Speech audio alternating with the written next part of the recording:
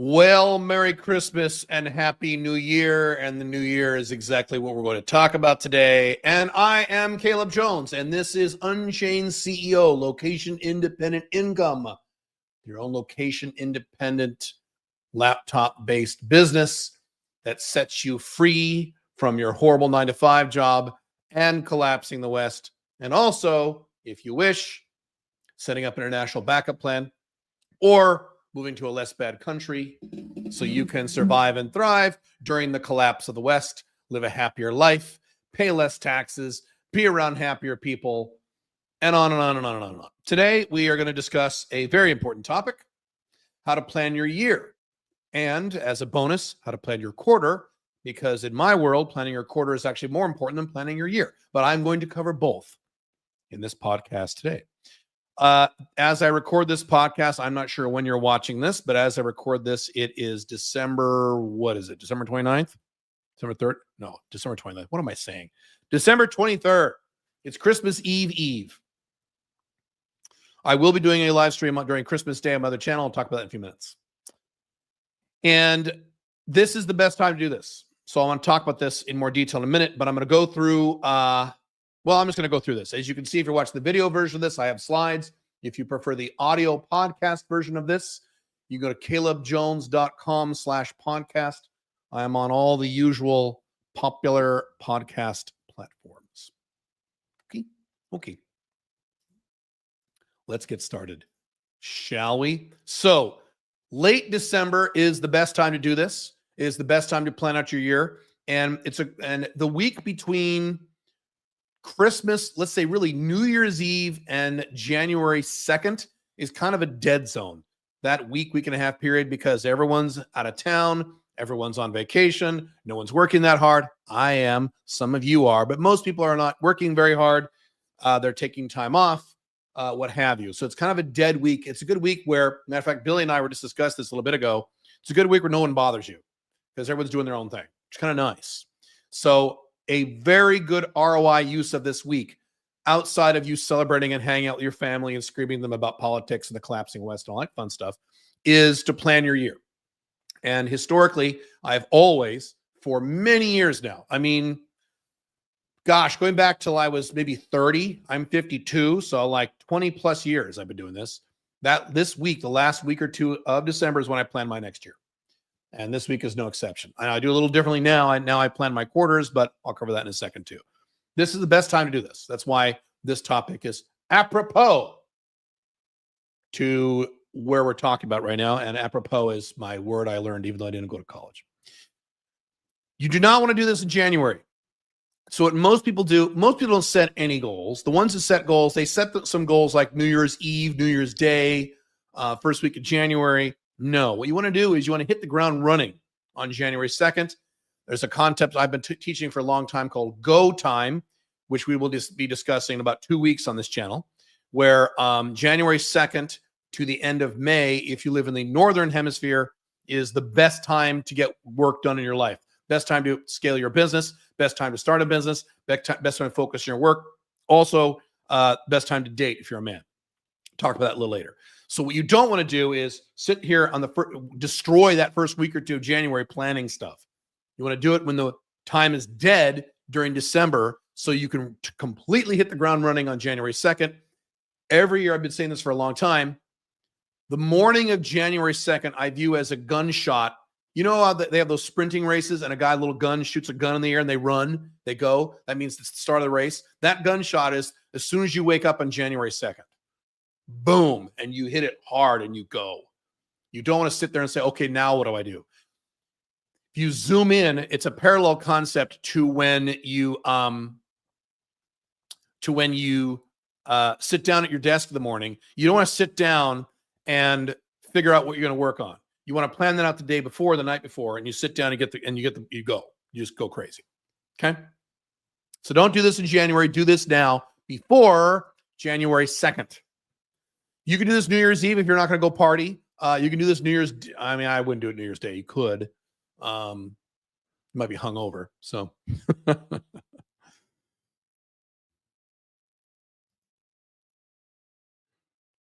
Now, what I'm going to do is 2 segments to this. I'm going to cover the normal 52-week year, which is what most people do. And likely that is what you do, and that is fine. That's okay. Then I'm going to switch gears. I'm going to cover what I call, or what is called, I don't call this, there's a book about this, the 12-week year, where you treat every quarter like a year. That's what I do. I don't view years anymore. I look at quarters, and I call them years. So my year is 3 months, not 12 months. So I'll cover both these depending on what model you'd like to use. If you want to use the normal 52-week year as a planning mechanism, please do so. 97% of humanity doesn't plan anything. So if you plan the year, you're in the top 3% at least.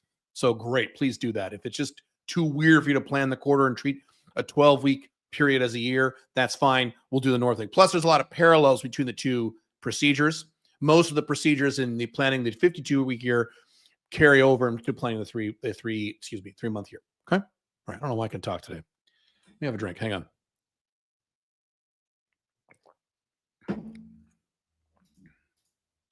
How to plan your year.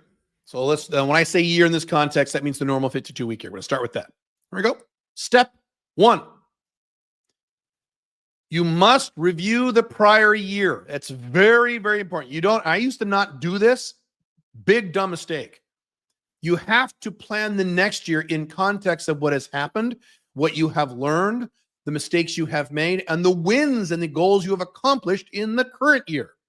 So it's very important. This is not like some people say when they hear that you got to plan, you got to look back and reflect over the year. It sounds very, including to me for many years, it sounds very woo-woo. Like, why do I got to reflect? I don't want to reflect. Fuck reflecting. I want to plan and get the shit done. No, you actually do need to sit down and go back through the last year. Call it a review, not a reflection. So here's what you need to look at. What were your wins in the year? What did you do right? What did you get done? What did you win on? What are the things that went well? It's extremely important to go through this process, not every year, but every week. So when I planned, those of you who did my immersion service, you saw me do this. Whenever I plan my week, step 1, I have like 27 steps the way I plan my week. My life's a little more complicated than most of you. Step 1 is I have to come up with at least 3 wins from the prior week. 3 wins in my life, and I have to come up with at least 3. I force myself to come up with 3. And then you have to go back and I'll talk about in a second what you do with that. You emotionally engage. When you review and focus on wins, it increases your confidence, which then increases your competence. You become a more effective person when you are focused on what you have done right than if you are like the vast majority of humans.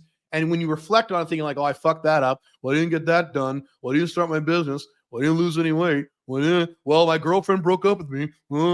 I fucked it up again. Okay, if you keep doing that over and over again, it damages your self-esteem. It damages your confidence, which in turn then damages your ability to accomplish your goals in the future. So it's really important. I do this every week, and most days, not every day, but most days when I do a night routine, I do it with the day. What were 5 wins I did today, even if they're little. And I force myself to come up with these. Now, fortunately, in a given year, 12 months, you probably don't have to rack your brain and think about, okay, did I do anything right in the last 12 months? You probably can come up with some things. The more, the better. The big wins and the little wins. Very, very important. You want to list all of them. So you don't just sit down and say, okay, I did this and this and this. Okay, that's good. No, you need to really focus on this and sit down quietly. By the way, when you do all this, go away from your world. If you live with other human beings, get out of the house, please. Take your laptop or tablet or whatever, or notepad, and get out of your home. You don't want people bugging you when you do this stuff. If you live alone, great. Then focus on that. You really want to focus on this. Give this time. This is your life. Don't fuck around with this. Really give this the time and attention that it needs. This is the next year of your life. Even if this takes you several hours, sometimes it takes me hours. I'm not done planning my year next year. I'm not done. I'm going to do this probably after Christmas. Okay. So you want to sit down and list all of them. Go back to your calendar if you have to. Go back to your old to-do lists. Go back to your old emails if you need to. Go through every possible win you can come up with, especially the bigger ones. And then write them down. Actually write them down. And when I say write it down, however you want to do this, notebook, document, spreadsheet, phone, don't care, whatever works, doesn't matter. And what you do is you go through each win and you Emotionalize, which I know is a hard word for people like me, but you got to do it. Emotionalize how it makes you feel. Don't just say, okay, I did that. That was good. Okay, I did that. That was good. Okay, don't be like a robot. Don't be like me. Don't be like an INTJ. Really go into it and say, how does that make you feel? And you go, oh, you want to feel the feeling of that win? This is a really good exercise. It also puts the next year into context. This is really powerful. You do this every year, it's awesome. You do it every quarter, it's awesome. You do it every week, it's awesome. I do this all the time. Actually go back and feel the win for every win. I did some podcasts late last year, early this year, 2024, where I said, you can go back and watch them. And I said, I want to make 2024 literally the best year of my life. Because last year, 2023, I had some problems, which is not typical for me. So I said, okay, to make up for 2023, 2024 is the best, has to be the best year of my life. Now, was it the best year of my life? No, it wasn't, but it ranks. It ranks up there as the top 5 or 6. So pretty good. Moreover, I didn't realize this till I did this exercise. I had more wins in 2024 than any year I can remember. That's how important and pivotal and foundational 2024 was for me. And I would have known that had I not done this exercise.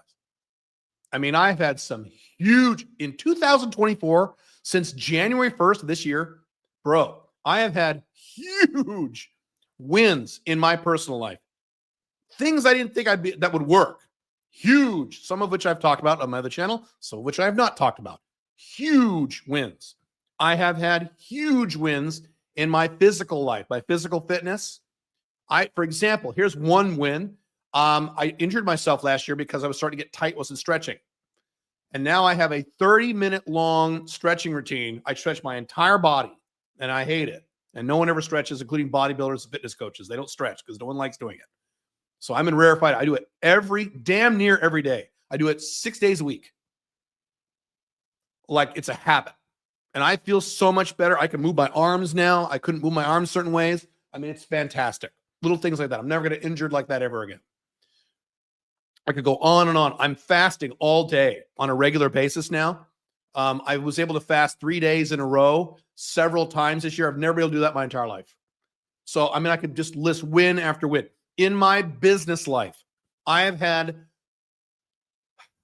more wins in my business life than I've had in any one year of my entire life. Pretty amazing. I mean, foundational stuff that not only made me a lot of money this year, but is going to make me a shitload of money next year and the first half of 2026. Oh my God. So win after win after win. My 5 flags life. One of my biggest wins of my life is that I now have 2 full homes completely configured and completely stocked with everything I want in 2 different parts of the world. That's been a goal I've had for over a decade. I have a fully stocked, ready to go Caleb home in Dubai and a fully stocked, ready to go Caleb home in Paraguay. I can now fly from Dubai to Paraguay, that 14-hour flight, with just my laptop on the plane, and that's it. And everything's there, back and forth. Oh, you have no idea. So anyway, gives you an idea. Now, again, you have your own wins, reflect on your own wins.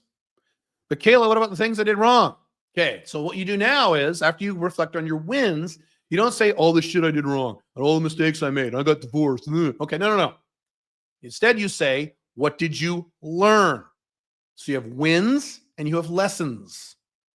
Not wins and losses, wins and lessons. One of my mentors was a man named Brian Tracy. And one of his big things was, whenever you finish a project or do something significant, you look back on it and you say, what did I do right? Two questions. What did I do right? And what could I have done differently? Not where did I fuck up? What could I have done differently? So that's a way of doing this in your year. What did I learn in the prior year? Boy, did I learn a lot this year. A lot. And I learned a lot late last year too. So late last and this year, I have learned, boy, have I learned a lot. It's nice. It would be nice, there's part of your brain that says, it would be nice to not have to keep learning shit. Just learn everything, be done. But that's not how life works as you grow. I grow every year. I grow my personal life. I try to improve my health.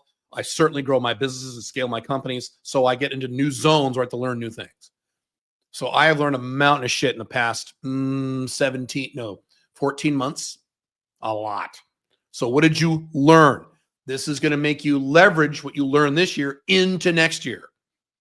What most human beings do is they live the same year over and over again. So when you have a typical human being with his resume, I've worked at this job for 8 years. So therefore I have 8 years of experience. Actually, most people don't have 8 years of experience. You have 1 year of experience. You repeat it 8 times. So most people are not growing because they don't do this stuff. I grow every year. Every year I grow, including years where I have problems like last year. So my problem years were 2009 and 2023. So I've had 2 problem years in the 18 years I've been in it. Well, I don't talk about Alpha Male 2.0. In the 18 years I've been Unchained CEO. Okay. Not bad. 2 slightly problematic years out of 18. Pretty good. Because I do this every year. So what did you learn? So then you need to make some to-do items and some projects based from this. I'll define what a project and to-do item is in a minute. But based on what you learned, what are some new things you need to get done in the next year based on what you learned this year? So there's a whole bunch of things I have to set up, and I have been setting up right now and going into the first quarter of 2025 next year based on things I learned in 2024 and in late 2023. This is what growth means. Growth means you get better every year. So if you don't go through this process, you can't get better. By the way, it's on the slide. You can also ask yourself, what is a way I can repeat the wins I had? Why did I have these wins? How can I do this again? And you can repeat it. You want to repeat wins. You want to repeat them and then have them grow. Okay, cool. You okay so far? All right. Next, this is where it gets kind of fun. When you have all this fodder now, you have your wins and your lessons. Now you're going to set your goals for the next year, your annual 12-month goals. Here is the fodder. Here's the raw material. The raw material you use to set your 12-month goals. This is not a list. First of all, number 0 is what I just talked about, your wins and your lessons from last year. Start there. That's part of your raw material. Visualize a few piles of rocks and you're going to make a statue. Okay. Number 1 is, if you have one and you're over the age of 30, your mission. That's a very big topic outside the scope of this podcast. Read my books. Your mission. You start there. Every year is a continuation toward and a moving toward your mission. Every year. That's why you exist, is your mission. I don't have a mission. If you're under the age of 30, you don't need a mission. Skip this step. If you're 30 or over, get my book, The Unchained Man, at alphamalebook.com. Read the chapter on mission and figure this out. This is critical. You can't skip this. I'm sorry. Number 2 is your vision, which I also talk in my books. That is different than your mission. Your mission is your purpose, your mission statement, why you live, why you exist, why you work. Why are you on this earth? That's your mission. Your vision is a document where you've written out everything in your life if it was perfect. Your income, your businesses, where you live, your 5 flags, what kind of house what kind of car you drive, what does your spouse look like, and do you have any kids, and all this stuff. How much money is your net worth? Your physical fitness, how much do you weigh? What's your body fat percentage? If everything in life is perfect, that's your vision. So you pull out that vision because every year needs to be a stepping stone toward that vision, a big one. Okay. And vision is really kind of a mishmash of a bunch of different goals without dates on them. That's what a vision. That's what a vision is. Then your long-term goals, if you have some, hopefully you do. These are long-term goals that are more than 12 months from now. If you have a 10-year goal, 5-year goal, 3-year goal, 2-year goal, or you have a static date goal, I have a big goal in April of 2026. I've been working for several years on. That's just a static date. And the closer I get, the more I got to work. So I'm about 1.5 years from that thing. That's why I'm working so hard. So that would also count as a long-term goal. Any goal that is longer than about 1 year. And again, I already have this on the list. Great. Wins and lessons from last year. Okay, so you use these things to create your new goals for the following 12 months. These 4 piles of rocks. And you just go through them all and you pull out some ideas and you put them on a new spreadsheet or piece of paper or notepad or whatever you use. And you get some goal ideas from these things. You let these things guide you. You don't just say, what do I want to do next year? That's stupid. That's not strategic. Here are the parameters for your annual goals. Very important. Number one, top of the list. And this is hard for us hard driving guys, us more, if you're smarter, this is harder for you. Dumber guys have a less of a problem with this. That's why sometimes I envy men who have lower intelligence because it's easier sometimes. Minimum number of goals for the year. You can't list 27 goals for next year. I'm sorry. You can't have 15 goals. That's too many. You won't get them done. You can't do that. I'm sorry. The minimum number, the lower number of goals, both for your year and your quarter, the higher probability you are to accomplish those goals. That's just the way it works. But I want to do this and that and this and that. And I understand. I understand. I get it. But I want, my woman life and then my business and then I want to lose weight and I want to, do karate and I want to do Bitcoin and I get it. The challenge in our life is that we have too many options. There's too many distractions. There's too many things you can do. So success in the modern era, in the collapsing era of the 21st century, is to bore down, is to narrow down and to get focused on a small number of things, which most humans don't have the ability to do anymore because of social media and cell phones and YouTube and all this shit. Okay. That's why I talk about in your business niching. That's why I talk about minimum number of goals. Why did my voice crack? Hang on. Must be going through puberty. So minimum number of goals for the year. Well, Caleb, give me some numbers. Great. Less than 10. Ideally less than 5. The lower, the better. So if you have 12 goals, I'm sorry. That's too many. Knock it down to 10 or 9. Delete some. You don't delete them. You defer them for the next year. Or you can combine them into another goal. Doesn't mean you can't get them. It means you need to wait another year. Get the other ones done first. Less than 5 is ideal. 6 is okay. 4 is great. 3 is awesome. 1 or 2 is amazing. Now, you probably won't do that. You're probably not going to have 1 or 2. Maybe. Think about this for a minute. Think about if you had 2 goals for the entire year.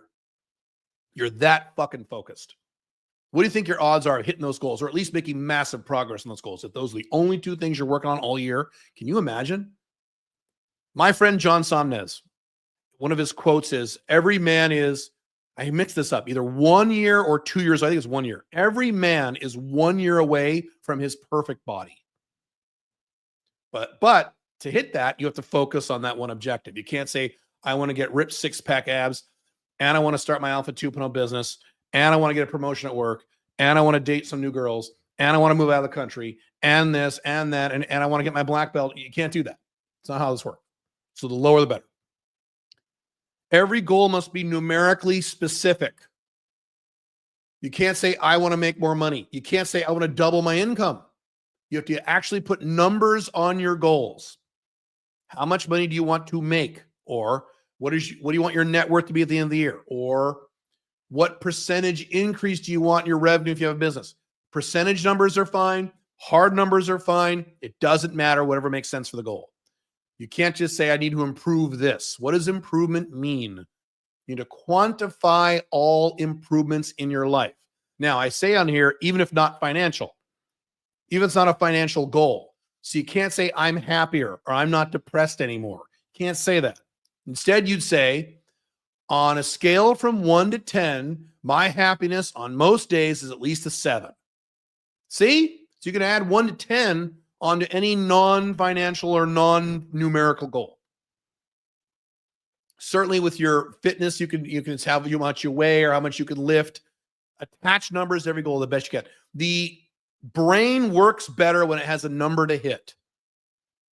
Instead of saying, I need to lose weight, you say, I'm going to weigh, 164 pounds by blank date. Right? Right. This is basic stuff. Okay. Must be stated in the positive. This is very important for your subconscious. This is how the subconscious works. The subconscious, don't think of a pink elephant. Okay, you just thought of one.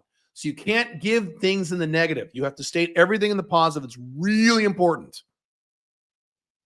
I make this. I weigh that. I have this. I that. Okay. Now, it's not just I have. It's also things like, for example, You would not say, we're going to get down to a 2% error rate. Instead, you'd say a 98% accuracy rate. See the difference? Subtle difference, but it makes a big difference. Here's another common one. You can't say, I quit smoking. You can't say, I don't smoke anymore. You can't say, I'm not an alcoholic anymore. You can't say, I stopped drinking. Can't say that. So instead, you'd say, I am a non-smoker. Positive, not negative. Because you say, I'm going to quit smoking. What does your subconscious mind hear? Smoking. Oh, smoking. And it's like, I need a cigarette, right? I've never smoked cigarettes, but I have a lot of buddies who do. So must be stated. So rejigger the goal, assign a number to it, and make it into a positive. Or else it's not a real goal.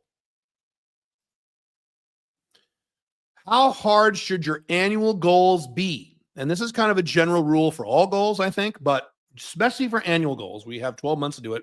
These are going to be bigger goals, right? If it's an annual goal, these are some pretty significant goals. These are reasonably significant changes. Different than a monthly goal. Your goal you're going to hit in 30 days. Well, you're going to hit in 12 months.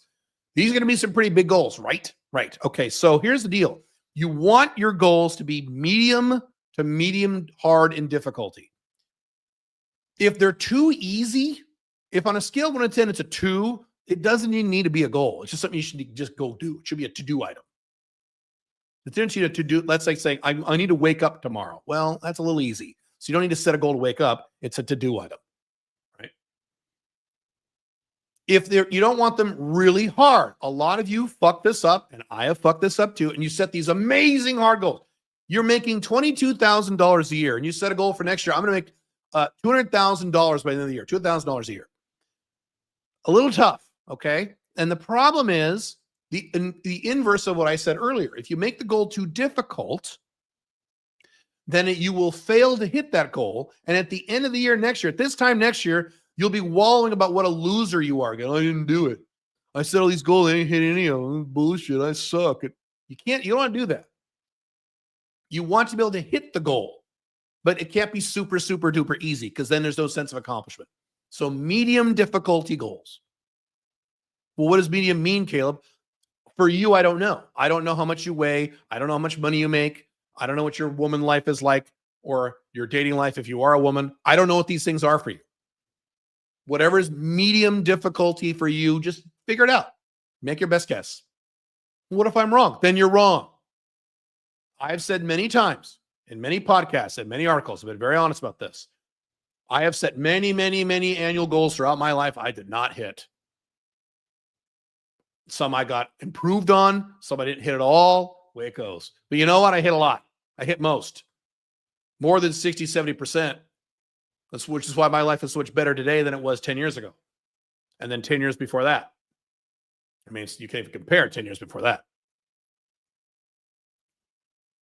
Really quick, it is better to hit easier goals. I might have this in the slides in a minute. It's better to hit easier goals than to set a bunch of difficult goals you don't hit. So you want to err on the side of almost too easy. So like on a difficulty scale, let's talk about that for a minute. On a difficulty scale from 1 to 10, you want goals between 6 and 7. A 6 and a 7 in terms of your difficulty level. 8 is pushing it, but 5 might be okay. Err on the side of easier. I'd rather have you hit the goals.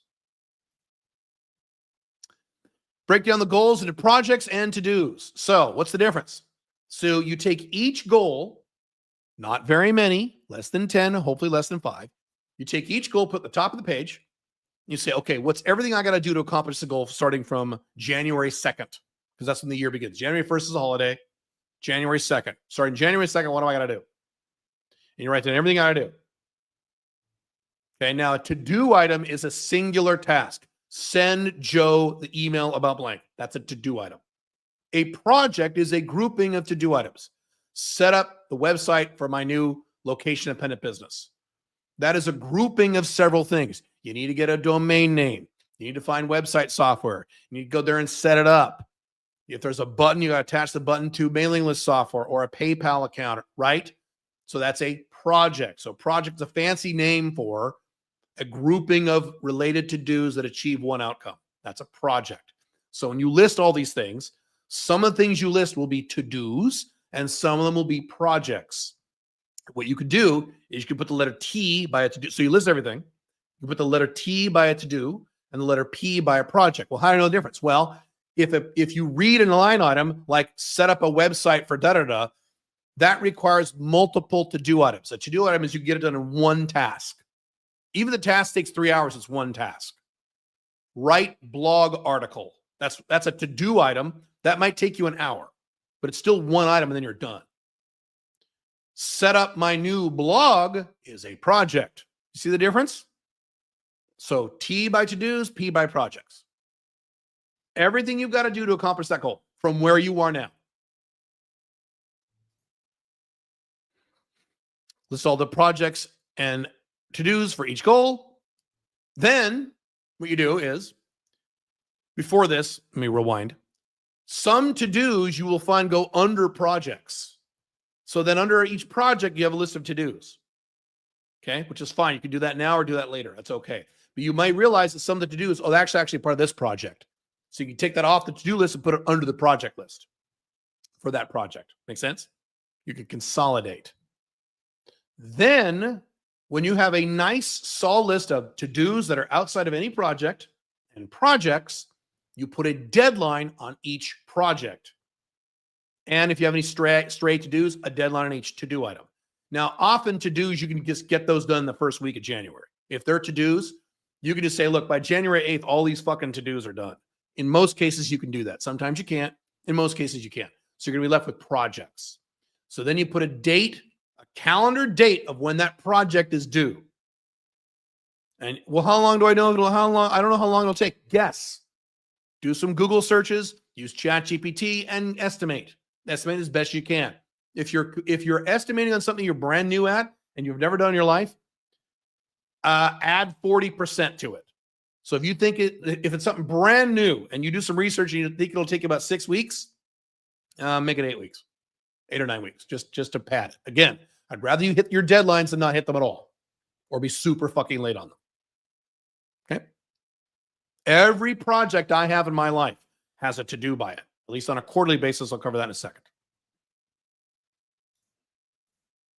Step 4, very important component that most people do not do. And I learned this. This is relatively new in my life as of the last 5 or 6 years when I started doing this. It took me years to learn this. And I learned this from some very, very, very expensive, very, very high income coaches, including Dan Sullivan, who runs Strategic Coach. They focus on this. Plus some other coaches I could name. Big heavy hitter guys who do this. And it's a genius move. And I should have done this a long time ago. Thank God I've done this the past several years. You anticipate roadblocks now instead of waiting for them to pop up next year. So here's what you do. You go through all of your projects and to-dos for all of your goals. Once you've done this for all of your goals, and you ask yourself these questions. What are the barriers to me for this item?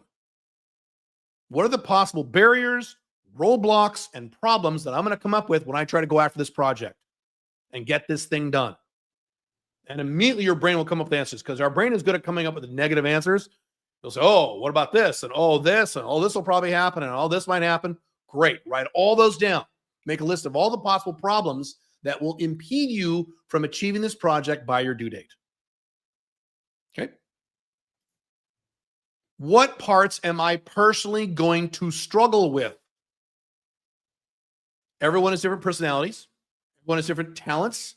Everyone has different strengths. Everyone has different weaknesses. I'm very good in terms of the macro level vision of moving a company. I am not good with some of the micro stuff. I'm very bad at that. That's my weak area. I'm very good in the financial side of my life. I am very good in the woman relationship dating side of my life. I am weaker on my body fat percentage. That's been my weak area my whole life. You're going to have a completely different configuration than me. You know what you're good at. You know what you're not good at. So some of these projects, when you go down the list and you ask yourself, what parts am I going to personally struggle with? Some of the projects you're like, well, that's going to be easy for me. I can just burn through that shit. I'll have it done, no problem. I'm awesome with that. And then some of the things you're like, oh shit, that's going to be a problem for me. That's going to suck ass for me. I'm going to really feel some pain and I don't know what the fuck I'm doing. And I'm nervous, or I tried that before and it didn't work, or blah, blah. Okay. So that's good to know. So then you write down or put down, how do we overcome these obstacles?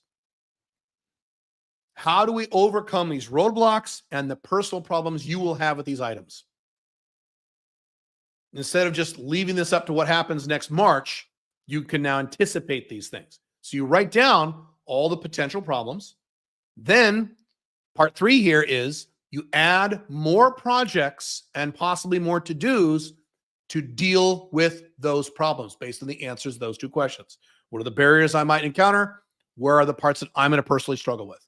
You may have to add a whole new project onto a goal. I've had to do this. When I ask these questions, like, you know what? I got to add a whole new project this because I know it's going to happen with me in this. Whole new project. And you click on the whole new project to that goal. Sometimes just a few to-do items you need to do or tweaks you need to make. Or often it's new to-do items inside of a project. Matter of fact, that's the most typical for this. You'll have an existing project, some projects. When you identify the roadblocks, you're like, you know what? I need to add this to do and this to do and this to do in that project. Also, by the way, sometimes to-dos under projects can become their own sub-projects. That happens. And that's okay right now. We're at the high-level planning stage, so that's okay. Right? This is really powerful. This step 4. It's a change your life. Change mine. Step 5. Refer to the tools that you have as you're going through this entire process. I'll tell you how I do this, or I've done this in the past, but here's an example. So when you're planning out your year and you're going through steps 1 through 4, pull out all your favorite books, goal-setting books, business books, planning books, self-help books. Pull those out and just kind of scan through them. Or if you have notes you've taken on books, I have my life manual, so I pull that out. These are all the notes I've taken on every book I've read in my entire life, every course I've read in my entire life. It's a bazillion pages long now. I've been doing this since the 90s. So I take that out. Your favorite podcasts or videos that relate directly to how you want to plan or the areas you want to focus on in terms of the goals you have. If you bookmark any videos or things like that, or podcasts or whatever, bring those out. Any other tools you have in that world, bring those out. I do this every year, pre-internet back in the 90s and 2000s. Well, not really pre-internet, but that kind of thing. When I would go to like coaching programs that I was part of, I'd have my notes and my binders. I'd bring all those out and I'd go through all of them. I used to have, years ago, 4 big blue binders of notes from coaching programs that I was a part of on strategic planning, doubling your business and doubling your time off, stuff like that. Brian Tracy stuff, Dan Kennedy stuff, Jay Abraham stuff, some Tony Robbins stuff, all that stuff. I'd have 4 big binders, and I would sit there. And what I used to do, this is an example of what you can do. What I used to do back then is I would rent a hotel out by the beach. I lived in Portland, Oregon before it was collapsing. And I would drive an hour and a half out to the beach, Oregon coast, which is beautiful. And I'd plant myself there for a weekend, 2 nights. And I would go through every page in those notebooks and write down bits and pieces that I could add to my goals or help me create my goals and streamline my projects. I'd go through every tool I had. Spend 2 days doing this, planning my year. Loved it. So then with all these tools, you can then modify all these things. You can add, change to-dos, add, change projects, delete projects, replace based on what you've learned from those tools. As you're tweaking your plan with these tools. These sharpen your plan. That's what these tools do, including my stuff. You got my books, bring those out, all that stuff. If you got The Unchained Man, I have an entire chapter there on time management. That'll help you plan your year, all those things. My whole chapter on mission and vision will help you. Certainly my chapter on societally independent goals that you set for yourself and not societal programming, which I would talk about if we were on my other channel. We can talk a little bit about that here. Let me mention that really quick. Make sure your goals are yours and not your mom's or your dad's or Donald Trump's or your friends or your religions or your girlfriends or your wives. They're yours. Be 100% selfish with your goals. Stop trying to impress people and do what you want to do. That's what my books are all about. Step 6. Now you actually map out the year. So what you should do is, and you can use any modality that you prefer. You can use a spreadsheet to do this. You can use a wall poster to do this. You can use a standard calendar they put on people's refrigerators to do this. Whatever makes sense to you. I'll tell you what I used to do. What I used to do and what I do now. What I used to do, I did this for years. I would go down to Office Depot or Office Max when I lived in the United States, and I would get the latest version of the big, giant blue poster, showed the entire year on one poster. And you could write on it. It was a dry erase, so you could like wipe off the pen and make changes. And I put that up on the wall, and I talked about this on an old podcast I did. I would put a little orange dot after every date to show me how much less time I had in the year. And I would map out my whole year on this board. Today, I do this digitally. Today, I have a very complicated Google Sheets spreadsheet that I reconfigure every year. And it's color-coded. And I have the entire year at a glance on one screen, especially when you got a big screen like I do. So you get out some visual representation of the entire year, whatever you prefer. It could be a piece of paper you draw on. It could be one of these boards. It could be a whiteboard. Some guys like just do this on a whiteboard. That's fine. Some guys want to do this on the computer. Fine. Whatever you like. What you choose doesn't matter. Choose what you like to do. So here's you put on that thing. All of your due dates for your projects and your to-dos. Put that on your calendar. In big green or red colors so that you see them and they're big. They're big. I like to color code this stuff. You do everyone. I like to color code due dates in big red. Like, okay, asshole, better be done by this date. Because I have travel in different colors and I have projects in different colors. I like to color code stuff. My coaches make fun of me because I like to color code everything, which I do. It's I don't know, helps me. So that's the first thing. All of your due dates for your projects, for your goals. It's the first thing. Second thing you could put down there as an option. I do this. Not all people do this. The times of the year you want to focus on certain goals. For example, you may say to yourself, from January to March, I want to focus on weight loss because there's no holidays in there. No Christmas and no birthdays and none of that shit. So I'm going to focus on that. Then in April, I'm going to focus on my business. Now, that doesn't mean you're not focused on your business, but your primary focus is one project. So you can color code that if you want. That's fine. Okay. If you want to do that, that's optional. Next thing, those of you doing 5 Flags, international stuff, you need to map out your travel. I've already talked about this. I map out my entire year of travel every year. I usually map out the next 18 months. So I color code that. I know exactly when I'm going to be in Paraguay, when I'm going to be in Dubai, when I'm going to be in Europe, when I'm going to be in the US. Most of you don't have a travel schedule like I do, but some of you do. Plan that out. But Caleb, I like to be spontaneous. Okay, then if you're one of these younger, spontaneous, digital nomad type of guys, then fine, you can be a little more spontaneous. That's a small percentage of you. Vast majority of you should plan out your entire year.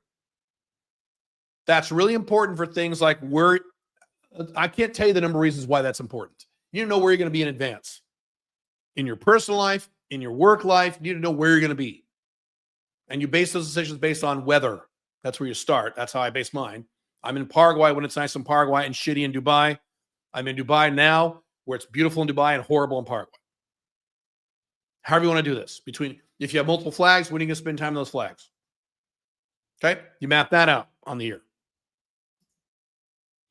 Then, this is important. This is not just to be, polite. Holidays and birthdays that you're going to participate in. So, the last thing you want to do is if you have kids, forget their birthday, because I've done that, because I'm a bad father. Just kidding. That's the last thing you want to do. Okay, there are important dates. Parents, close friends, birthdays, celebrations, holidays, vacations. You could take a vacation. You plan that now. You don't plan that. So if you're a workaholic like me, you never plan vacations. You never go on vacation, you never plan them. So if you're a workaholic like me, you have to plan vacations in advance. Just say, okay, I'm going to Maldives or wherever you want to go, or Hawaii, or whatever fucking, or even if it's a mini vacation, you don't have a lot of money, fine. But you need to plan this stuff. Significant dates with people in your personal life. That's the next one. Important dates in your personal life or other people's personal lives. You put those down. I give you all kinds of examples. Significant dates that happen on certain dates. What am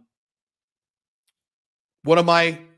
Should I talk about this? I can't talk about this in this channel. I'll talk about the other channel. Anyway, give you numerous examples. of your personal significant dates or times, age ranges, or date ranges is what I mean. Like, maybe April is a significant month because of certain things happening in your personal life. Okay.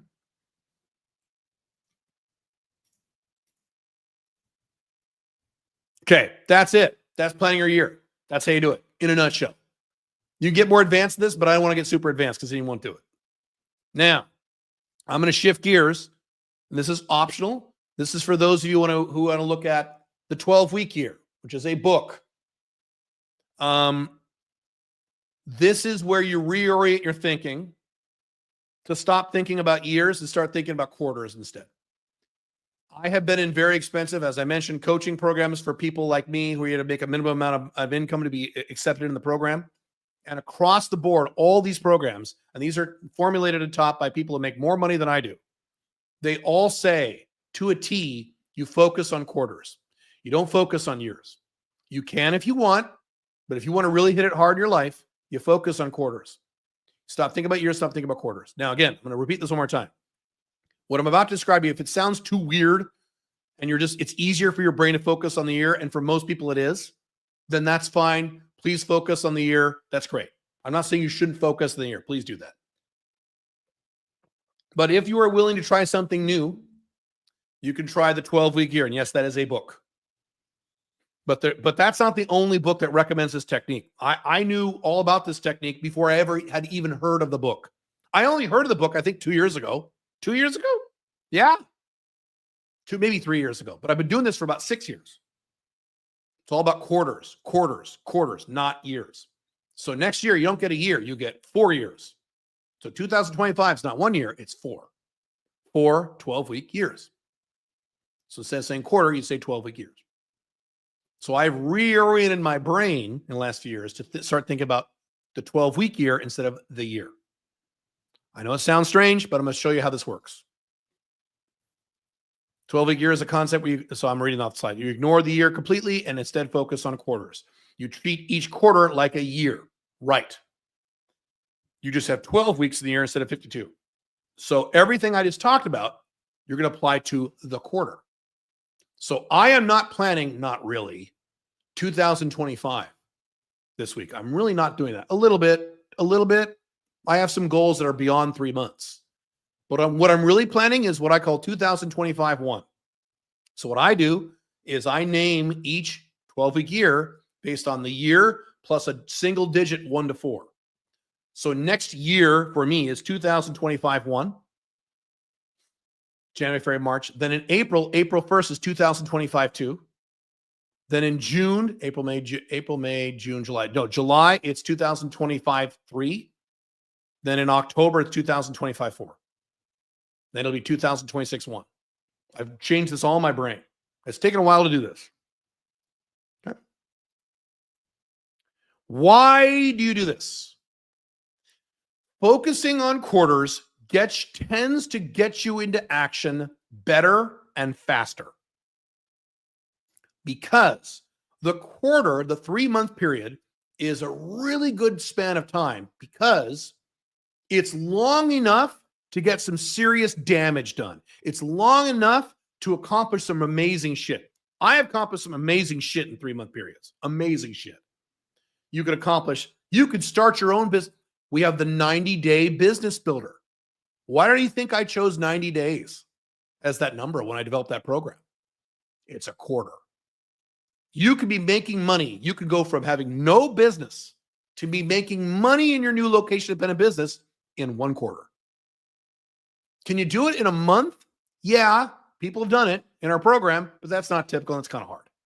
It's pretty difficult. I didn't. Can you do it in 3 months? Yes. Can you get to your ideal weight in 3 weeks? No. Can you get to your ideal weight in a quarter? 12 weeks? Probably. Yeah. Unless you got to be really fat, not get that far. And if you can't, you can transform your body in 12 weeks, right? Right. So it's enough time to get things done that are significant, but it's short enough where your brain doesn't slack off. The challenge with scheduling the year is that on January 2nd, you got these 12-month goals. So your subconscious mind, not your conscious, your subconscious brain says, oh, I got plenty of time. I don't need to worry about that this week. I mean, this thing is due December 31st and it's January 4th. So why do I got to bust my ass to do this? That's 12 months away. Even if you aren't thinking that, your subconscious is thinking that. Now, let's say on January 4th, your end of the year was March 29th or whatever. You'd be like, oh shit, I got to get to work. You see the difference? I've always said that the closer time frame of the goal, the more action it pulls upon you every day when you wake up in the morning. So like 5-year goals don't pull on you every morning the way a quarterly goal does, or a monthly goal, or a weekly goal. I set weekly goals. So the quarterly goal, the quarterly time frame is like the perfect measurement between those two things. All right, here's how you do this. Here's how you plan your quarter, your 12-week year. You do all the same steps we just covered, all 6 steps, the same exact things. I mean, going through your wins. I do all this every quarter. I go through my wins. I go through what I learned, everything. I do everything. But it's just the last 3 months instead of the last 12. Okay? So you do everything we just covered, but do them for the next and prior 12 weeks. I have 12 to 13. Sometimes quarters are 13 weeks, depends on the calendar. Let's say 12 weeks instead of the next 52s. So wins, goals, plans, to-dos, project, get out your calendar, plan out the next 3 months, everything. Everything. You're just looking at a shorter time span, which means that you have less goals. You can set, I don't think you should, but you can. You can set 10 goals for the year. Should you set 10 goals for the quarter? No, too many. That's another reason the quarter works. It forces you to focus down, which is the key to success in the modern era, when everyone is so broad, thinking about everything. Try to keep your goals at 4 or less. 4 or less, which is hard. It's been hard for me to keep it under 4 because I have a complex life. I want to get a lot of shit done. 4 or less. 3 is great. And again, imagine if you had 1 goal for the quarter. The next 3 months, you focus on 1 thing. You're going to kill it. But if you focus on 6 things, you might not. Who knows? Now, here's the beauty of quarters again. Remember, if you can only set 2 or 3 or 4 goals this quarter, you could set more in 3 months. It's only 3 months, dude. So you can set, it's not like you have to wait another year for this. It's only 3 months. So next quarter, next 12-week year, you can set more goals in other areas of your life. It's okay. So you can relax. Step 2. On a spreadsheet, document, or paper, again, it doesn't matter which one, whatever one works for you, everyone's different, okay? What you want to do is list each goal with subtasks and projects under that goal on one sheet. So your annual goals might be several sheets or several pages or several whatevers, and that's fine. Your quarterly plan is one sheet, piece of paper, Word document, spreadsheet, whatever is best for you. Doesn't matter, okay? One sheet, and you have a goal number 1, and then your to-do items or projects under that goal. Blah, blah, blah, blah. Goal number 2, this is exactly what I do. Goal number 2, to-do items or projects under that, blah, blah, blah, 3 or 4. Goal number 3, blah, blah, blah, blah. Goal number 4, blah, blah, blah, blah. All right? List them all under the goal. Then under each of these items or each goal, you need to define what is your daily or weekly, in some cases, priority for the next 12 weeks for that goal. So let's say you're going to lose weight. That's not a good example. Let's say you're going to gain muscle mass. So what is your daily/weekly priority on that one? Go to the fucking gym, right? That's your weekly/daily priority. Maybe not every day, 3 days a week, 4 days a week, right? 4 days a week. So that's your weekly priorities. Make sure you get your ass to that gym. Right? Right. What if it's starting your own Alpha 2.0 location independent business? What's your weekly priority? At least 15 hours a week focused on that business and nothing else. And you schedule that throughout the week, daily or weekly. What if your goal in the next quarter is to get in the habit of meditating like I do now? Now it's a wired-in habit. I've been doing it for years. So what's your daily priority? Meditate every day for whatever, 5 minutes a day, 10 minutes a day, whatever. So you put that down. Okay. Some actions might be repeating and some might be one-time things. So if it's a one-time action to do project, you put a to-do date on it, a due date on it. If it's a recurring date, you just say recurring or every day, every week. Go to the gym is not a goal. It's every week, right? So you just mark that down on a separate column or whatever. Every item under each goal on your quarterly plan must start with a verb. This is something that comes right out of the 12-week year book, which I do recommend if you want to do this. It gives you a little too much information in that book, but it's still a decent book. But every item under your goal, the task on the to-do, the whatever, starts with a verb. Do this. Do is a verb. Start with a verb. If it doesn't start with a verb, go back and rejigger it so it starts with a verb. It's an action statement. It's an action you have to take. Step 3, assign specific dates to each to-do item under every goal, each to-do item or any project. Again, some of these will be to-dos. Some of these will be projects. You don't list the sub-items on the project on this plan. You can do that on some other sheet. Do that later. That's okay. But every project or to-do needs to have a due date.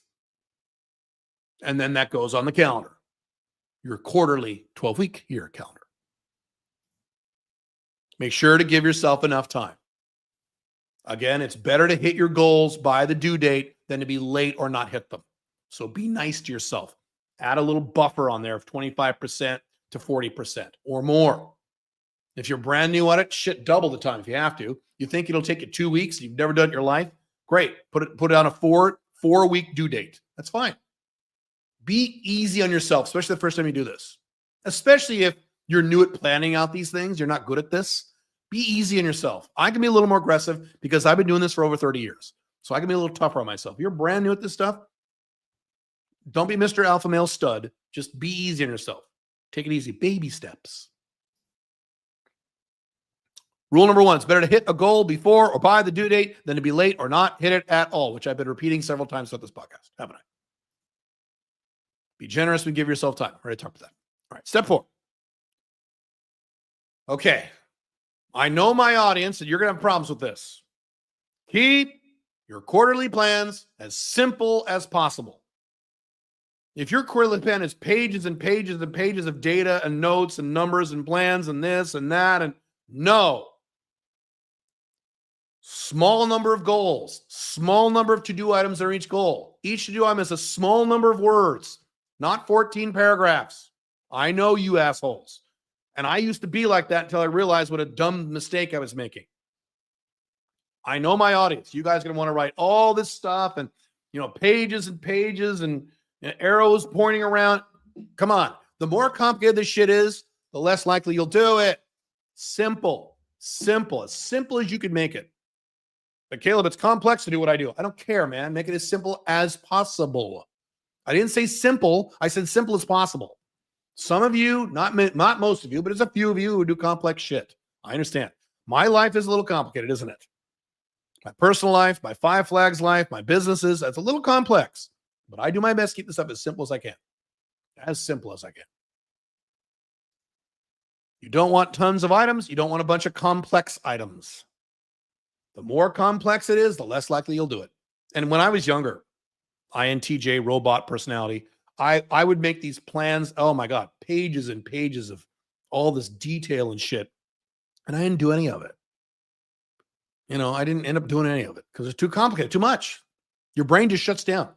When your brain looks like a to-do list or pages and pages of stuff you're supposed to do, like a business plan, it just shuts down. It just says, well, I can't do all that. Click. So keep it simple. One simple page. Imagine a quarterly plan is you could easily fit it on a single 8.5 by 11 sheet of paper if you printed it out, and it wouldn't cover most of the page. In big font with big, thick, wide 1-inch margins all around the top and the center. Big, thick font, big font, and it fits perfectly on that page. That's what you want. That's a plan that you'll get done. Step 5. You just repeat this process every 3 months. So I'm doing this process now. I'm going to do some of this Christmas Day and the day after Christmas. Some of it tomorrow, actually, too. Christmas Eve. Don't do it Christmas Eve. You don't want to. Decide when you want to do this. If you want to do this, the weekend between Christmas and New Year's is a good weekend. I might do some there. But I'm going to do this again last week of March. I'm going to do this all over again because that's a new year for me. January, February, March. You get here's the beauty of this system. You get a new year, this feeling you have of, a new year, I can wipe the slate clean. And, yeah, you get that feeling 4 times a year instead of once a year. So I get a new year every 3 months. Kind of cool. Kind of nice. Feels good. Still feels a little weird, but it's awesome.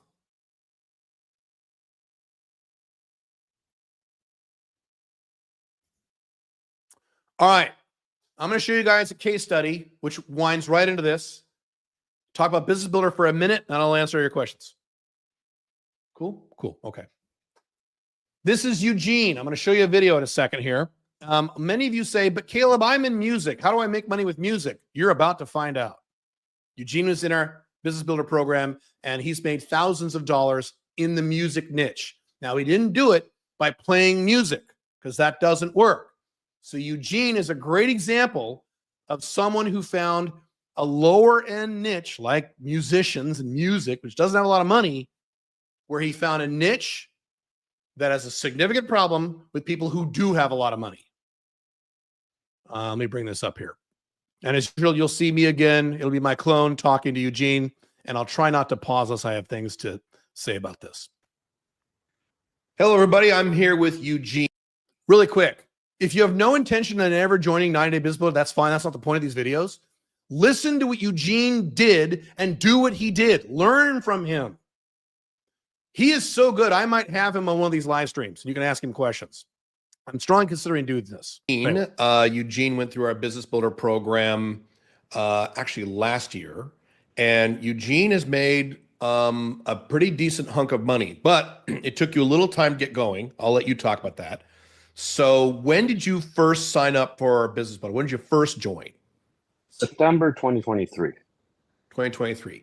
And then when did you get your first client? Because I know you have more than one, but when did you get your first one? Approximately. First client was around that. It's hard to remember precisely. It's around that winter, December, around January. That winter. He's going to talk about this in a minute. He had a rough start. He got started a lot slower than other people, but he still succeeded, and you'll see why. Got it. Okay, so a few months. And then it took some time. You started getting a little money from that first client, and it took some time to ramp up to the total amount that you've received so far, which we'll talk about in a minute. So briefly describe what your business is, because the really cool thing about your business, I remember telling you this, how niched it is. You're niched to a very excited niche that wants a certain result that has a lot of money. But what's your niche? Go ahead. Yeah, so one thing that immediately became clear is that my expertise is in a very cash-strapped industry. I am a classical cellist. So generally, it's a bad industry to be in. But your advice from the very beginning was to find a part of that niche that's not cash-strapped if I go into this industry. So my immediate thoughts was I worked a little bit with I worked in a little school in Germany that helped Chinese kids prepare for entrance exams. And I knew that there was a potential there. I knew that their Chinese parents have a lot of investment that they put into their kids to get them into the best schools. I knew that American parents potentially have the same thing. So I was like, okay, I want to create some kind of product that markets to the parents, whether it's Chinese or whether it's American. I did a lot of, hired a guy on Upwork to find agencies for me in China that work with these students. Got a bunch of numbers. I used GPT to create little Chinese emails for them, and I called them. It was really funny, actually, calling these places in China that, like, who the hell? I hope you're listening very carefully to the techniques he's giving you. This is genius. I would find their number and speak to them in English. It was like, it was just they couldn't believe who they were talking to. And I also called. I tried to. I was thinking at first, maybe I can niche out to not China, because that's maybe where all the business is, big industry, maybe something more niche like Malaysia, something like that. So I was calling Malaysia, I was calling Vietnam, uh, all sorts of places, but it turned out pretty evidently that China is the only place where there's actually the funds to do something like that. And my first client, I actually got without any advertisement, without any marketing, without any sales outreach, whatever. It was through one of my students whose mom lives in China, who connected me to some agency that deals specifically with this. So this lady reached out So to me. so in other words, your own network, which is what we talk about. Start with your own Exactly. network first instead of going out to the world. Perfect. Okay. What we talk about is that in your own network of people you already know are your first probably 2 clients. So the vast majority of people who make this work, they get their first 1 or 2 clients in their own business without any marketing, any ads, any cold calls, anything. They're already people they know or people who know people who are acquaintance of people they know. Okay. Exactly.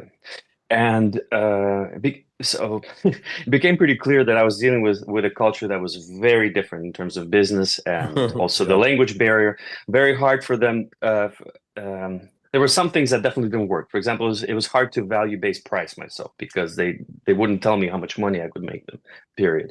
But in the end, they said, okay, we get such and such amount of students, and if you get them to the professor for an online lesson, we can agree on some sort of percentage on whatever amount of time they take. Okay, so I agreed to that, and it became a little bit of a black hole. I invested a lot of time into it. I found a lot of teachers. But they were having a lot of troubles on their end finding the students.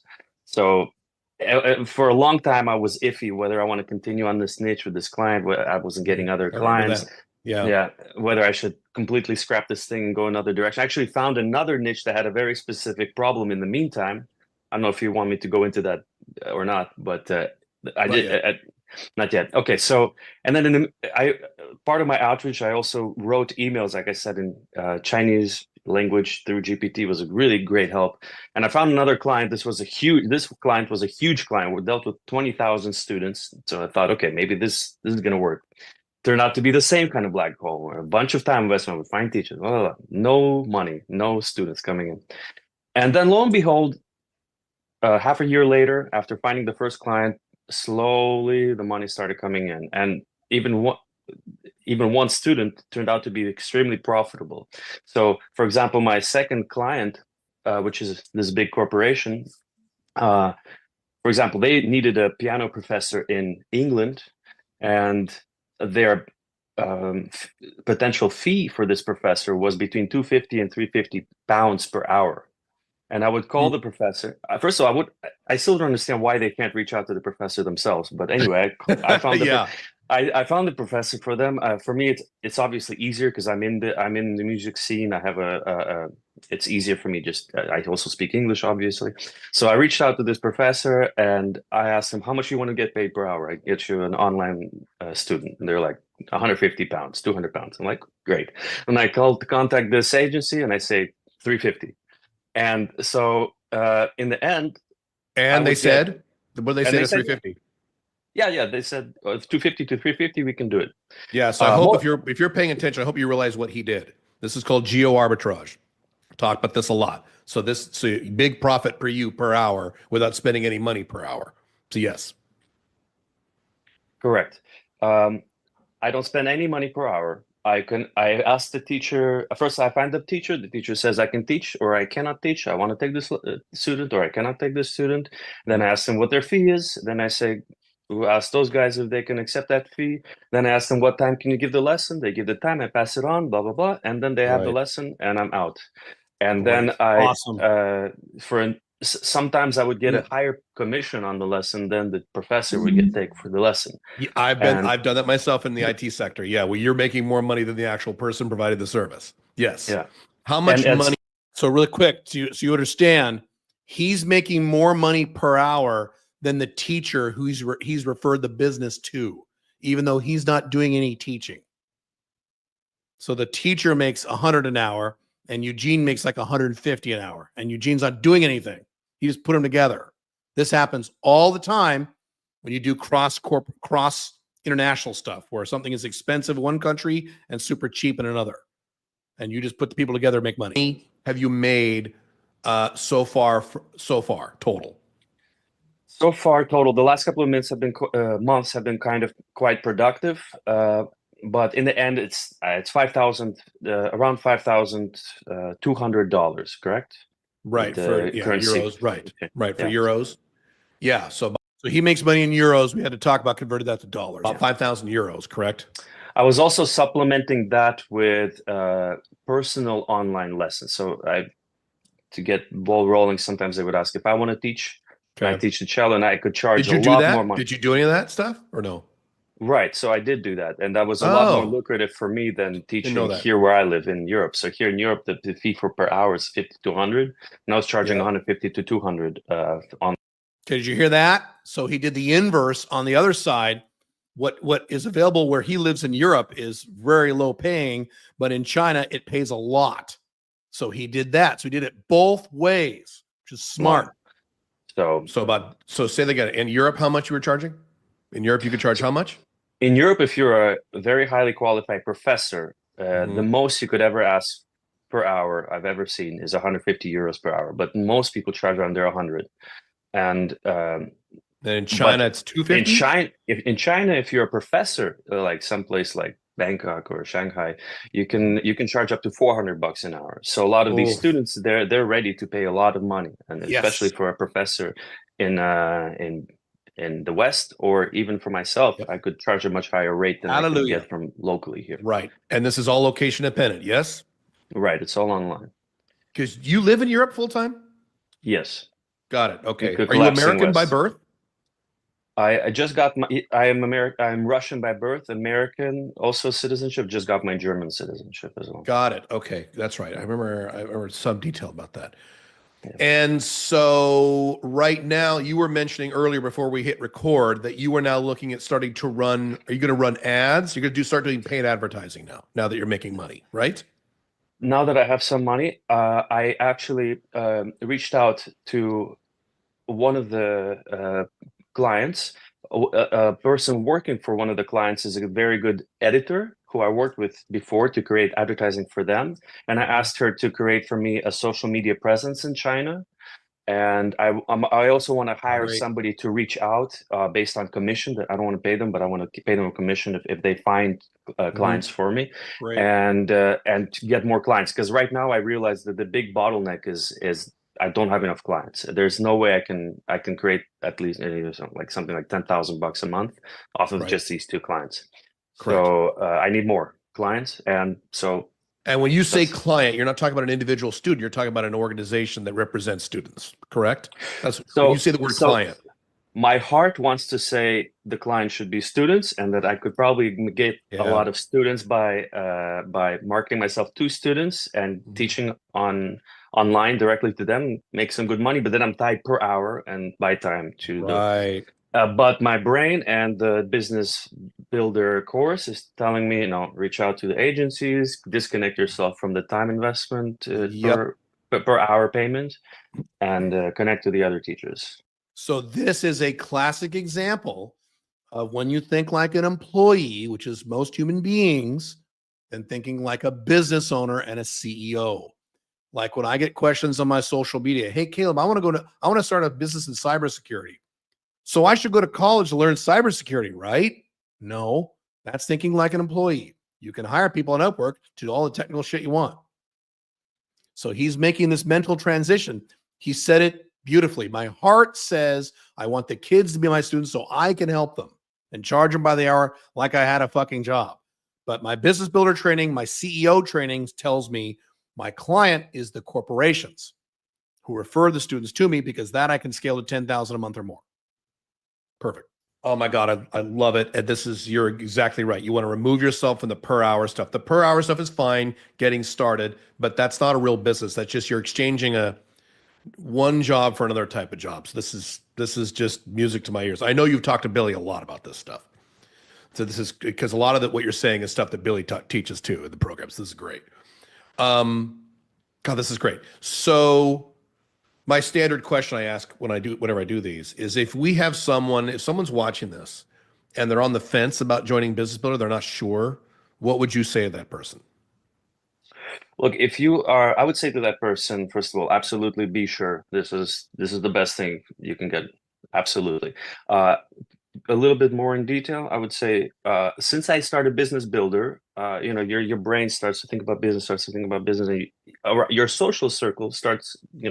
I would talk to friends of mine who aren't part of the Business Builder who are also interested in doing some kind of business. But I would hear what their ideas, and they're falling into all of them falling into traps that the Business Builder protects me from. For example, what most people do is they have an idea and they think it's a great idea, and then they start investing into that idea. And I'm like, no, the first step is you have to call those people who you're going to sell to and ask them if they share your opinion that this is the main problem. Right. And so if they don't have that Business Builder, what would happen to them? They would invest a bunch of time, energy, money into this idea, and then they would bump into a moment of truth where now, does anybody want this? And you don't want to do that. You don't want to fall into that thing. You want to, like you say, put the pain first, right? This is the really difficult part. It adds. I think it's very connected to the alpha male side of the business as well. The cold approach, cold marketing. It's hard. You have to reach out. I spent months calling. Before I found this niche, I was calling car repair shops. I was calling German universities. I was calling. I found another niche with the orchestras in the Netherlands. I also wanted to get completely out of music. So, like I said, I was calling like guide jobs and trying to. But you have to trust in the process. Like once you get 2 or 3 people, it's like amazing when finally 2 or 3 people will tell you the same problem. And that's really great, but it actually does happen. So you do have to trust in the process, and this is really the key. And once you get those 2 or 3 people to tell you what the problem is, then it's a very straightforward line, and you fix that problem, and you tell them, hey, now I have the fix for your problem. Here you go. And this whole process of going through, especially the niche finding, it's really hard. Not to mention, the other steps of building a website, which I haven't done. Luckily, I didn't need to do it, but the help is really there. really quick on that. So you've made $5,000 so far with no website. No website, nothing. No marketing, no website, no ads, no nothing. Okay. Nothing. Cool. So no marketing, no website. All I did was just send 20 or so emails, and for this specific niche, of course, I spent a lot of time researching the niche. So 20 emails. This process is emotional, and the most important thing is, first of all, Caleb, you're a very motivational guy. When I listen to your podcast, I just tell myself there's a non-zero chance that you might be right, that we are going into a Western collapse, right? So, and I have a family. What's very important for me is that I protect, my daughter. I have a 2-year-old. So, for me, as you also said, it's a must. I must create a location independent income that's not tied to my collapsing. And I look around my colleagues. I work in an orchestra, a very nice orchestra in Austria, in Vienna, but nobody has any idea about economics, about the grand scheme of politics, or where things are going. That it's probably not okay to work 7 months a year to pay off taxes, right? So anyway, it's a non-zero chance, and I created. It was very important to have this must. You must find this thing, no matter what happens. You must find it. And I had was really helpful was you have people like Jeff and Billy. When I was there, those were the 2 real big help. Now there's a much bigger coaching team there, which is even better. But it was just really helpful to get on the phone call once, twice, 3 times a week. Now it's even more. And just get emotional support, get help, listen to other people who have the very same issues as you do, carrying them, helping them out, giving them some motivation. It's cool. So the emotional. You said this already. A lot of this component is emotional because it is. What to do is not that difficult. It's mostly emotion when you make these transitions, and it's hard to do this by yourself. It's possible. I did it, but it's hard. Aspect is very helpful.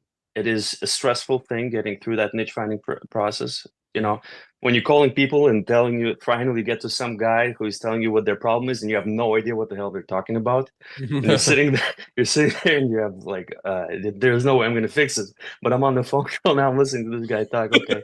And then you call somebody else and you can't reach them, and you make 20 phone calls. You get zero, nobody picks up the phone. This takes a toll emotionally. So, Like I said, Eugene had a rough start. Most people don't have a rough start like this. Some people do. And he still made it work. And now he has a business where he's going to scale this really quick now that he has a baseline, just like Chad we talked about a week or two ago. Same thing as Chad. He's going to scale this thing. He's going to make It's very motivational. It's very helpful to cut out the fat and get the process works. The process is the process of finding your niche, figuring out what they figuring out their problem, and then fixing that problem, and then creating the marketing and the website the way you say to do so. It's very straightforward, and I can't imagine how much time I would lose. You could lose your whole lifetime following directions that lead to no income, which I guess you would know better happens the majority of the it's time. almost the norm. Yeah, that's true. This So is great. That's what great. I would say. Do it 100%, and it's not difficult to imagine making back any of the payment you spend on Business Builder. Even me, in a really stupid cash strap niche, wasting a lot of time, I was able to pay off whatever I invest in the Business Builder, and so it's free. Well, you're a good example of the kind of person, you're exactly right, who is in a fun but cash strapped niche, but you found a niche somewhere else somewhat attached to that actually has money and demand. It's instead of finding something completely different, because some people worry about that. This has been great. You've got a lot of information too. I mean, I might, would you be willing, if I brought you back for a more detailed Q&A, would you be willing to do that? Because you got a lot of good information about these things. I love to give back. I have nothing but positive things to say about the coaching staff, about the students. I love it here. So any way I can help, I'd be more than happy. Awesome. So I may have him back. I may have him and some other people back in terms of, so you guys can ask questions live or over the comments or things. You know, Business Builder alumni have made money. That might be of value. Again, even if you have no intention of joining Business Builder, you will still learn a lot from them, because these are all guys who started from nothing, who started not from nothing, but had never started business their entire lives. And now they're making money, and they're making money in a location independent way. So not bad. All right, Business Builder, really fast. I'll answer your questions. Enrollment is still open for 90 Day Business Builder 2.0. Your deadline is January 4th, because the next group starts January 11th, where we walk you by the hand over a 3-month period, really 4 months now. And we guarantee you'll be making money in your new business within 90 days. And this is the #1 program on the internet for this. And I'll tell you why in a second. Literally, this is not marketing hype. This is literal now. Even if you never started a business before in your life. So your deadline is January 4th. So you've got another, 2 weeks or so. And you can write off your taxes if you pay your thing in the calendar year of 2024. You can write it off in your taxes for this year. Even if you don't have a business yet, please check with your accountant. So the next curriculum begins on January 11th. That's why the due date is the 4th. Here's everything you get really fast. We work with you for 12 weeks. Actually, more than that. We guarantee you'll be making money in 12 weeks. And many of our clients are making money within a few weeks or a few months, or right at 90 days or right after. We've added an additional month onto the program. So it is now a 120-day Business Builder, but I still call it 90. We give you another month because our objective is gives you those. Why can't I talk? What's going on? Snap out of it, Caleb. To give you an extra month to get your first 1 to 2 to 3 clients. That's the objective of 90 Day Business Builder, to get your first 1 to 3 clients in a location-independent fashion before you're done with the program. We now have 5 live Zoom sessions with a coach per week. So 5 per week times 4 months, whatever that number is, kind of insane. There is no other program on the entire internet that gives you this much help over a 4-month period at this price point. Programs like this are $35,000, and I'm not kidding. $30,000, $25,000, sometimes $50,000. All the sessions recorded if you miss them. Plus, you get it on top of that. You get a 24/7 accountability coach who will help you in our base camp. 24/7. We have 24/7 coverage on this now. No other program in the entire world gives you all this help for a few $1,000. That's how much Business Builder costs. That's it. You also get a 90-minute group coaching call with me at some point in your 4 months, because that's what people ask for. So I throw that in there. That's a new part of the program. Daily support from Basecamp. You get a bunch of videos on how to. You don't get anywhere else in any of my other courses. There's a structured 12-week curriculum that you follow with weekly assignments. You have access to the message boards as soon as you sign up. There's over 100 people in there. There's coaches in there. There's people like Eugene in there. There's alumni in there. There's other people going through the program right now. And you'll learn things from them you won't learn from the coaches. It's like having another 100 coaches. We will also do live actual meetups in real life. We guarantee we'll do one in the US and one in Europe, but Billy's going to do more. I was just talking to Billy about this. And you're allowed to go there forever to these live meetups for the rest of your life. Once you've been in Business Builder, you are a part of the Business Builder family, which is what Billy likes to say. I also throw in 3 of my courses when you sign up: the Alpha 2.0 business course, the How to Get Clients course, and Big Income from Little Work, which is one of my books. You get that as soon as you sign up. There is no other program in the entire world that gives you all this at this price point. None. And if you find one, let me know. I want to know about it because you won't. This is the #1 business building program in the world. I can definitively say that now. It's taken me 3 years to definitively be able to say this to the public. And now I can say it. This is truly unique. There's no other program in the world like this.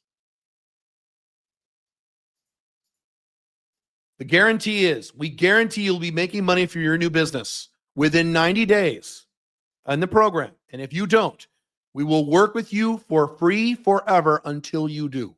Forever until you do. That's our guarantee because we know this works.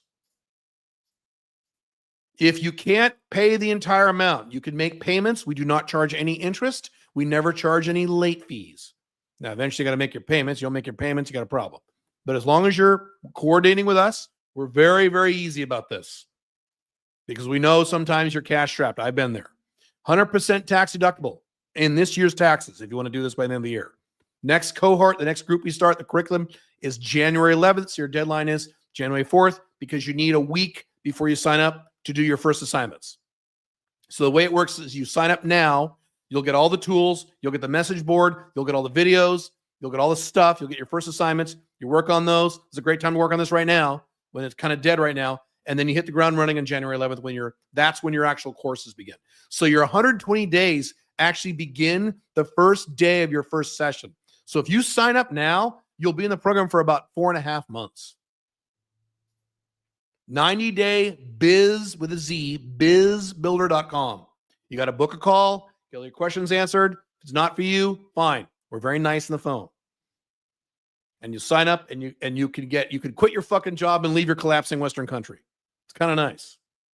Cool? Cool. Okay. I will answer your questions. How are we doing on time?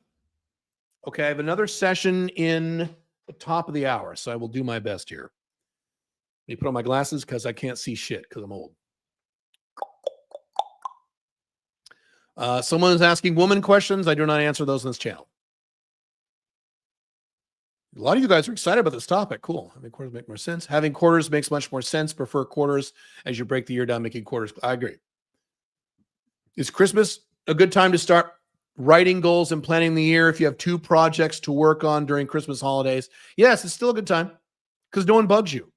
Yeah, it is. I still do it. I still will do it. It's not like I'm going to do nothing over the next 10 days. I got plenty of shit to do too. Would it be a good objective to try and make each coming year the best year of your life? I don't know. I don't have an answer for that question. I don't know. Sure, I guess.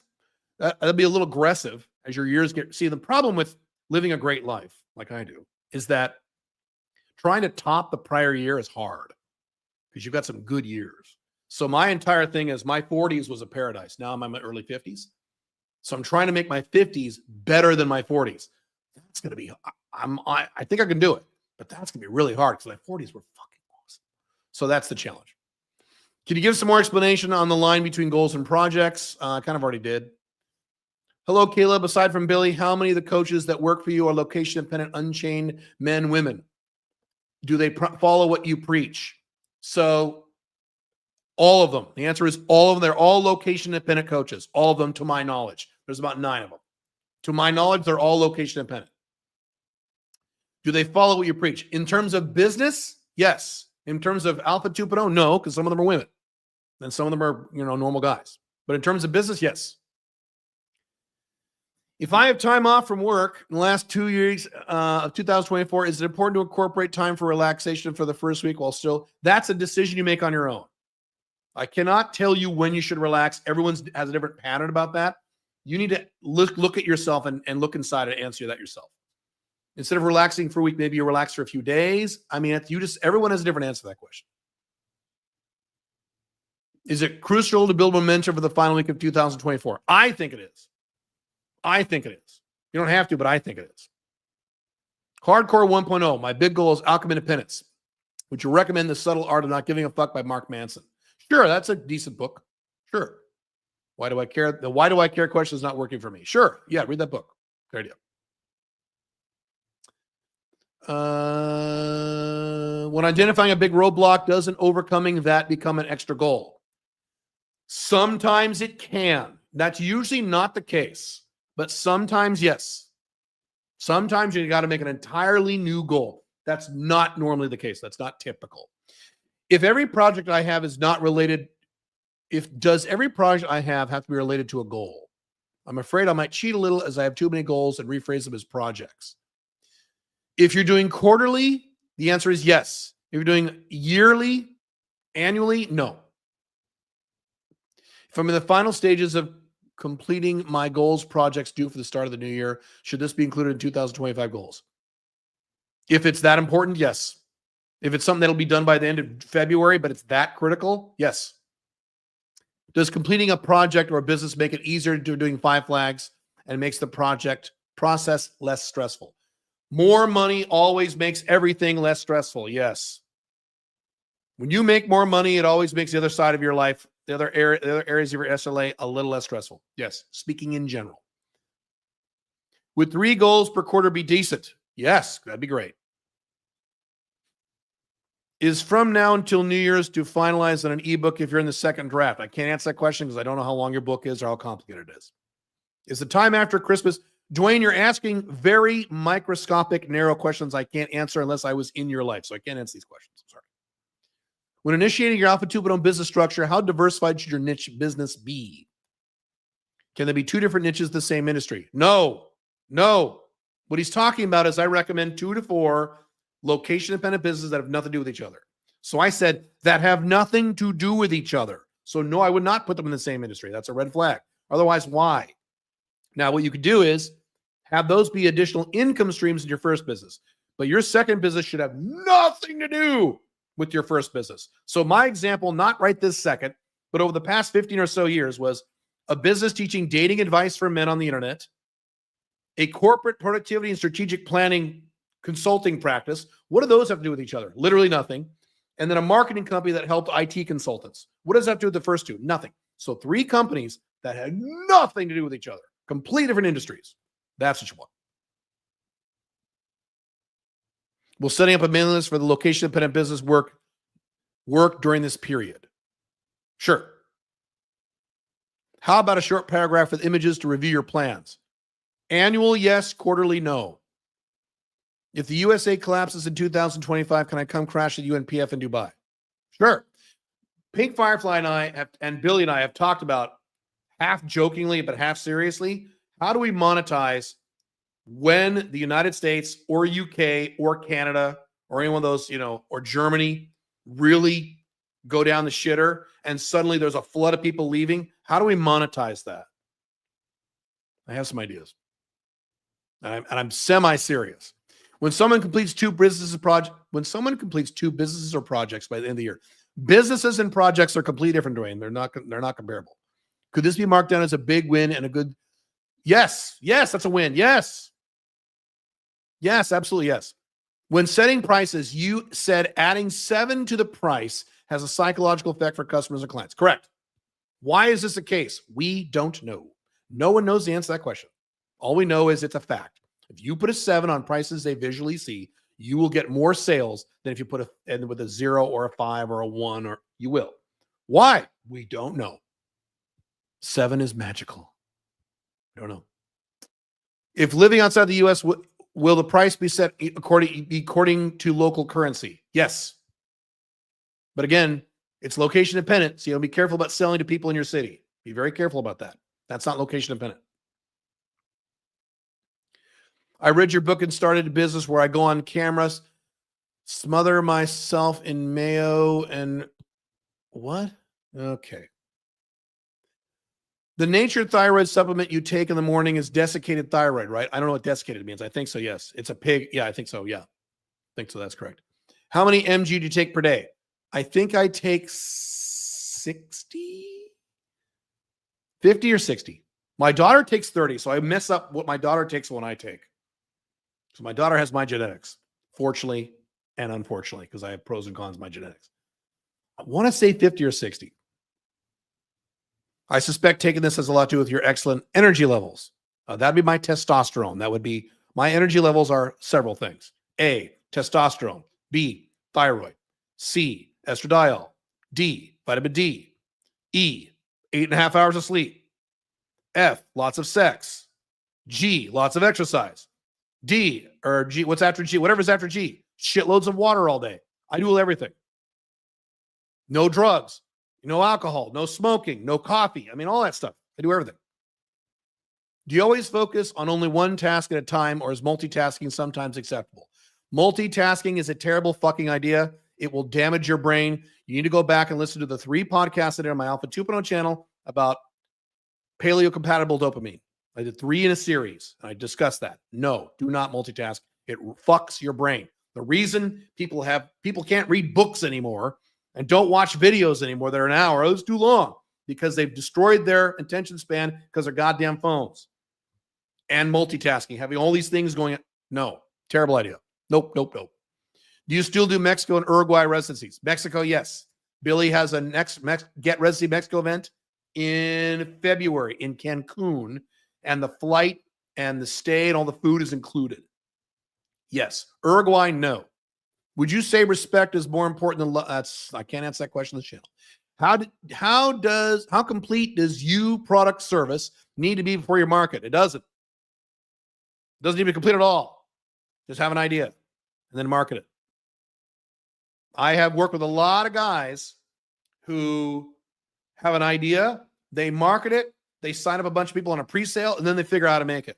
It's fine.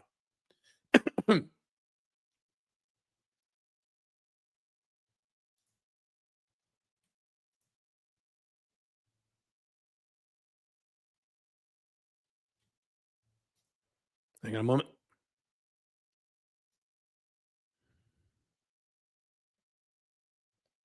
Okay. Do you think it's a good idea to always fully commit to everything you do? Anything big you do? Yes. As in never do any half measures. If it's a big thing, yes. If it's a half-ass little thing you're doing, fine. Or is it sometimes beneficial to not commit to what you're doing? It's never beneficial to not commit to something big you're doing, ever. What do you think about next year planning with quarters and just one goal per quarter? That's great. But you don't plan, planning the next 4 quarters? I wouldn't do that. That I would not do. Because you're not going to know what's going to go on. You're not going to know where you're going to be at the end of March. So I wouldn't do that. What you do and all of your other goals are dependent on if you achieve your A1 goal. I'm going to put certain goals to the back burner, I think. All of them? Well, that's a weird scenario, but okay. Then have one goal. Have one goal for the year. What if I hit it early? Great. Then sit down and plan again and set another goal for the next 6 months. Have one goal. One goal would be awesome, man. You know how much ass you will kick if you set one goal for the year and that's it?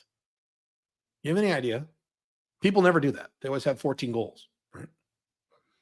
You say 15 hours per week on marketing is the minimum the goal. 15 hours a week on your business in general, not marketing specifically. What are those 15 hours? Cold calling, prospecting. Can you give me an example? I mean, of marketing, I can't give an example because it's different. Every company is different. Some people do cold calls. Some people do organic only. Some people do their own network. Some people do running ads on YouTube. It depends on the business. Depends what you're doing. I can't give you, here's the model. Do 4.5 hours of cold calls. You can't do that. It'd be a very general statement I'd be making. If you market before your product service is complete, what are you marketing? Ultra loose prototypes. You're marketing an idea for something you know you're going to do. It's not a prototype. Now, when you are robo nerd, INTJ type personality, which is most of my audience, What I just said just blew your mind. And you're like, well, I can't market something unless it's completely done. So if you can't wrap your head around it, don't do it. Do it later. But you can do it. Yes. Women goals and business goals at the same time. Doable. Yes. So I have a rule of 2. No, you only work on 2 improvement areas at one time. So of course, on an annual goal and a quarterly goal, you can have woman goals and business goals, or fitness goals and business goals. That's fine because you have 3 months or 12 months to do it. So that's okay. Yes. Yep, perfectly fine. All right. I'm going to go. Let me make sure. Yeah, we're good. Christmas Day. I'm doing what several of you have asked me to do. On my other channel, not this channel, over at Alpha Male 2.0, I'm going to do a nerd live stream. Santa Claus will be doing the first few minutes of the live stream. I've invited him in. He's coming. So Santa Claus is going to start, then I'm going to come in. We're going to do a Christmas nerd live stream. We're going to talk about Dungeons and Dragons. We're going to talk about Lord of the Rings. We're going to talk about science fiction. We're going to talk about Star Wars. We're going to talk about movies. We're going to talk about TV shows. We're going to talk about all the stupid nerd shit that we're all dying to talk about that we can never talk about because we talk about my shit. So that'll be on Christmas Day. The first time I'm ever doing a live stream on Christmas Day because I'm not traveling to Europe this time. So I actually have time to do this on Christmas Day. So this is Wednesday, Christmas Day. My other channel. It's going to be great.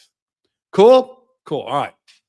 One more question. What non-monetary reasons justify additional business expenses? Freeing up your time, but that's monetary. So freeing up your time to make more money, which in effect is monetary. So in other words, there is no non-monetary reasons. Make more money. Every business expense I add either makes me more money, saves me money, which is kind of the same thing, or increases my time so I can make more money. The only other thing it would possibly be is free up your time so you have more time to live your life and work 10 hours a week like some of my friends do, or 15 hours a week and make 6 figures so they can enjoy life. That'd be the only other reason. Cool? Cool. All right. I will see you guys very soon. Have fun.